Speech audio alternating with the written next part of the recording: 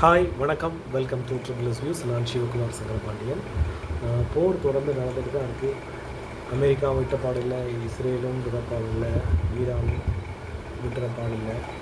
தொடர்ந்து எல்லோரும் அவங்கவுங்க பகுதியிலிருந்து ஈரான் தொடர்ந்து வளைகுடா நாடுகளை தாக்கிட்டு தான் இருக்குது. நிறைய சேதங்கள் ஒவ்வொரு நாட்டிலையும் வந்துட்டுருக்கு. இஸ்ரேலும் பயங்கர தாக்குதலுக்கு உள்ளாகுது. இது என்னென்னா, உலகளாவிய உள்ள பல பிரச்சனைகளை நாடுகளை சேர்த்துட்டு அணி அணியாக பிரிக்கிற மாதிரி உள்ள செயல்பாடுகளை கொண்டு வரதுக்கு சில நாடுகள் முற்படுது. அந்த வகையில் இந்திய பெருங்கடலில் இந்தியாவிற்கு வந்த ஈரானுடைய போர்க்கப்பலான ஐரிஸ் தீனா அப்படிங்கிற போர்க்கப்பல் தன்னுடைய போர் ஒத்திகை இதெல்லாம் கூட்டு பயிற்சியை முடிச்சுட்டு இந்திய பெருங்கடலை போட்டு தாண்டி ஸ்ரீலங்காவுடைய கடற்பகுதின்னு சொல்ல முடியாது, பொருளாதார மண்டலம்னு சொல்லுவாங்க. அந்த மாதிரி ஒரு பகுதியில் போயிட்டு இருக்கும்போது அமெரிக்காவுடைய நீர்மூழ்கி கப்பலால் தாக்கி அழிக்கப்பட்டிருக்கு அப்படிங்கிறது தான் தெரியுது. பட் இது அமெரிக்க கப்பலா அப்படிங்கிற அமெரிக்காவால் தாக்கப்பட்டதா அப்படிங்கிறத உறுதிப்படுத்தப்படலை. ஆனால் அது அடித்த ஒரு 10வது நிமிஷத்தில் அமெரிக்காவினுடைய இராணுவத்தினுடைய அதிகாரிகள் வெளியில் சொல்கிறாங்க, இந்த மாதிரி நாங்கள் தாக்குதல் நடத்தி ஒரு ஈரானிய போர்க்கப்பலை நாங்கள் ஐஎன்எஸ் தீனாவை அடிச்சிட்டோம் அப்படிங்கிறது. இந்த ஆப்ரேஷன்லேயே இல்லாத ஒரு கப்பலை அடித்தது சரியா அப்படிங்கிறது எல்லாருக்கும் ஒரு கேள்வி எழுப்பப்படுகிறது. அந்த நேரத்தில் இந்திய கடற்பரப்பு, இந்திய பெருங்கடலில் இந்தியாவினுடைய கடற்படை இந்த மாதிரியான ஒரு விஷயம் இதுக்கு எப்படி தெரியாமல் இருந்தது, தெரிஞ்சுதா என்னங்கிறது தெரியலை. இவங்களுக்கு தெரிஞ்சுதா அப்படிங்கிறத இவங்க செய்தி வெளியிடலை. இந்த மாதிரி ஒரு கப்பல் அமெரிக்க கப்பல் ஒரு நீர்மூழ்கி கப்பல் இந்த இடத்துல இந்திய பெருங்கடல் போய், அதுவும் ஸ்ரீலங்காவுக்கு பக்கத்தில் கிட்டத்தட்ட ஒரு 200 கடல் மைலுக்கு உள்ளேயே இது நடந்திருக்கிறதா சொல்கிறாங்க. உடனடியாக அதுக்கு அந்த கப்பல்லேருந்து ஸ்ரீலங்கா நேவிக்கு தான் வருது. ஸ்ரீலங்கா தான் அதுக்கு ரெஸ்கியூ ஆப்ரேஷன்ஸ் எல்லாம் பண்ணுறாங்க. கிட்டத்தட்ட ஒரு 82 உடல் கிடச்சிது. கிட்டத்தட்ட மீதி பேர் மூழ்கியிருக்காங்க. ஒரு 35 பேர் கிட்டத்தட்ட உயிர் பிழைச்சிருக்காங்க மாதிரி ஒரு செய்தி வெளிவருது. அதிகப்படியான அதுக்கப்புறம் மீட்டு எடுத்துருக்கலாம்னு நினைக்கிறேன். அந்த மாதிரியான நிகழ்வுகள்லாம் நடந்துகிட்டு இருக்கும்போது இது ஸ்ரீலங்காவுக்கு பெரிய இடைஞ்சலாக இருக்குது. யார் பக்கம் நாம் நிற்பது என்ற ஒரு கேள்விக்குறி எல்லாருக்கும் இருக்கும். ஈரானை பொறுத்தவரையில் இந்த தாக்குதல் அமெரிக்கா தான் பண்ணியிருக்குங்கிறத நம்புது. இது உடனே இங்கே உள்ள எதிர்கட்சிகளெல்லாம் இந்திய கடற்பகுதியுடைய ஃபெயிலியர், இந்த இந்திய கடற்பகுதியில் இந்த மாதிரியான ஒரு கப்பல் உலாவிட்டு இருக்குது, இவங்களுக்கே தெரியலன்னா இவங்க எந்த மாதிரியான ரோந்து பணிகளை மேற்கொள்கிறாங்க அப்படிங்கிற கேள்வி எழுப்புறாங்க. இந்தியாவிற்காக இந்திய அழைப்பின் பேரில் வந்த ஒரு போர்க்கப்பலை திருப்பி போகும்போது அவங்கள பாதுகாக்கக்கூடிய ஒரு சூழ்நிலையை இந்தியா விட்டுருச்சு, அவங்கள கை விட்டுருச்சுங்கிற மாதிரி சொல்கிறாங்க. ஆனால் ஒரு எல்லை வரைக்கும் கொண்டு போய் விடுறது அப்படிங்கிறது தான் உண்மையை தவிர எந்த ஒரு கப்பலையும் அவங்க வீட்டு வரைக்கும் கொண்டு போய் விட்டுட்டு வர்றதெல்லாம் வழக்கம் இல்லை. ஆனால் இந்த மாதிரி ஒரு சூழல் நிலவும் போது அந்த ஆப்ரேஷன்லே இல்லாத இந்த கப்பலை அடித்தது கரெக்டாக அப்படிங்கிறது எல்லாருக்கும் ஒரு கேள்வி. அப்போ போர் மரபு எந்த விதமான அதாவது ஒரு போர்க்கப்பலை அடிக்க போகிறாங்கன்னா அதுக்கான சிக்னலை கொடுத்து நீங்கள் சரணடைஞ்சிருங்க, இல்லைன்னா நாங்கள் உங்களை தாக்குவோங்கிற மாதிரி செய்தியெல்லாம் கொடுப்பாங்க. அதையெல்லாம் எந்த விதமான அறிக்கையும் இல்லாமல் அடுத்த நாட்டினுடைய கடற்படையில் சம்மந்தமே இல்லாத இடத்துல வச்சு அழித்தது எந்த விதத்தில் நியாயம்? இது தென்சீன கடல் பகுதியிலும் இது வந்திருக்காங்க. சீனாவினுடைய ஆதிக்கம் உள்ள இந்த பகுதியில் அமெரிக்காவினுடைய ரோந்து கப்பல், அமெரிக்காவோட இந்த மாதிரி நீர்மூழ்கி கப்பல் எந்த உதவிட்டு சீனாவுக்கு ஒரு பெரிய அதிர்ச்சிகரமான சம்பவம். அதுக்கு தெரிஞ்சும் அவங்க செய்தியை வெளியிடலையா, தெரியாமல் இருந்ததுன்னா அவங்களுடைய ஃபெயிலியராக இது பார்க்கப்படுது அப்படிங்கிற மாதிரி தெரியுது.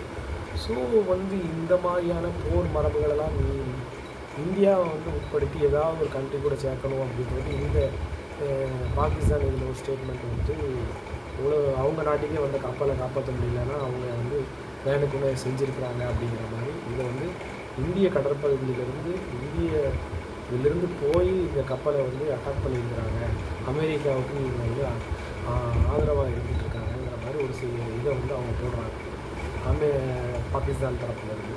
இந்த அணியில் இவங்களுடைய ஏதாவது ஒரு அணியில் சேர்த்து பழி தீர்க்கணுங்கிற விஷயத்தில் அவங்களுடைய ராணுவ அமைச்சர் இந்த விஷயத்த சொல்கிறாரு.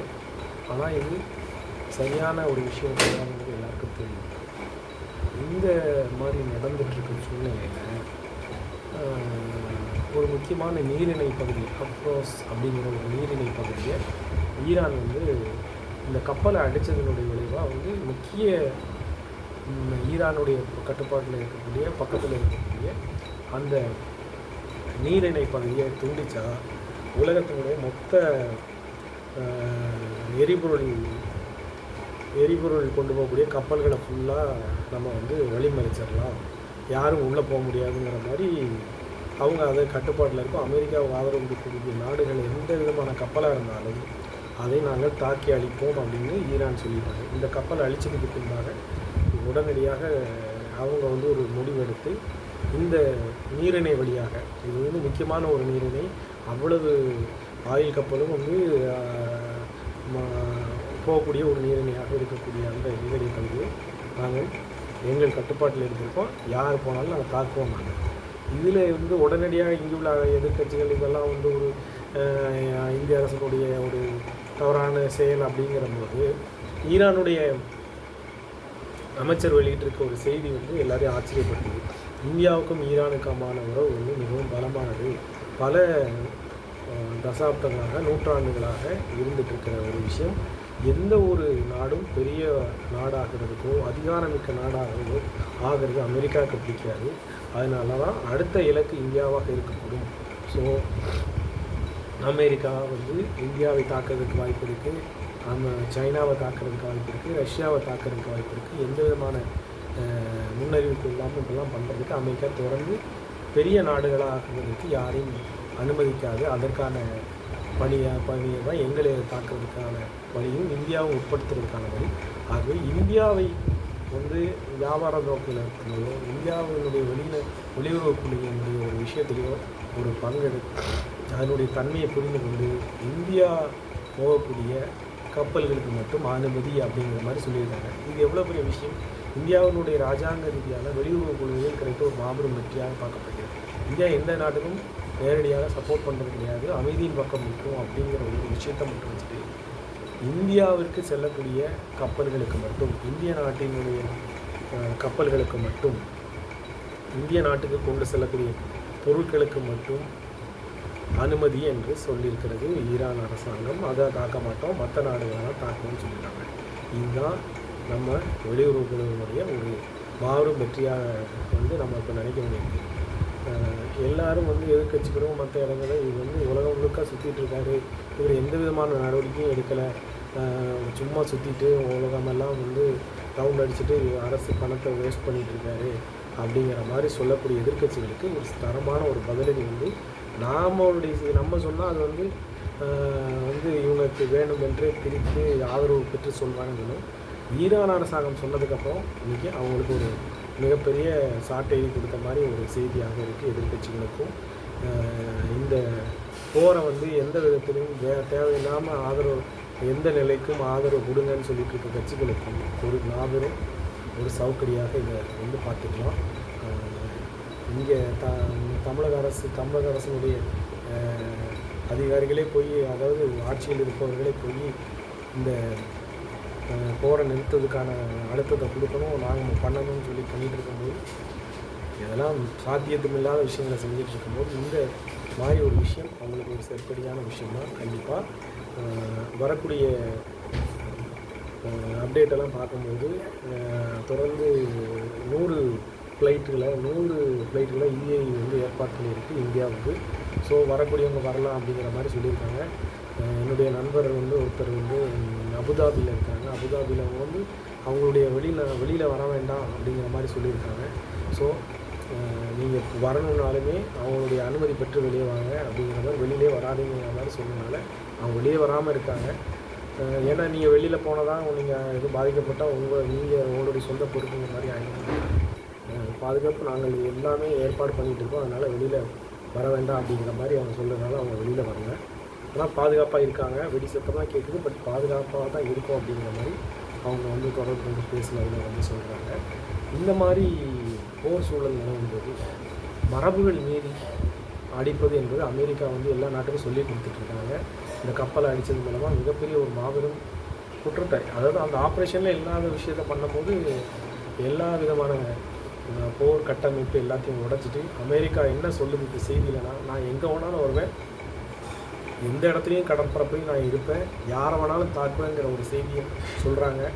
இது எந்த அளவிற்கு அவர்களுக்கு எதிர்வினை ஆற்றும் என்பதை பொறுத்திருந்து தான் பார்க்கணும். எனினும் இந்தியாவை பொறுத்தவரையிலே இது ஒரு நல்ல விஷயம் நடந்திருக்கிறது. ஈரான் அனுமதித்த விஷயமும் அவர்கள் இந்தியாவை பற்றி சொன்ன விஷயமும் அடுத்த அப்டேட்டில் உங்களுக்கு அடுத்த போகிற அப்டேட்டில் பார்ப்போம். அதுவரை நன்றி, வணக்கம், ஜெய் ஹிந்த்.